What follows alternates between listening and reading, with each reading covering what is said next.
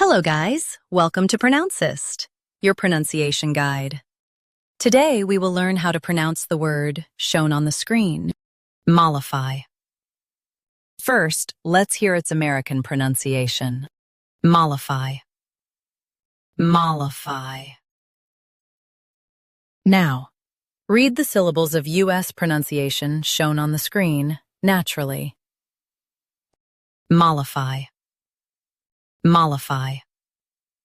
Now, let's focus on British pronunciation of this word. Mollify. Mollify. Now, read the syllables of British pronunciation shown on the screen naturally. Mollify. Mollify. US, ma.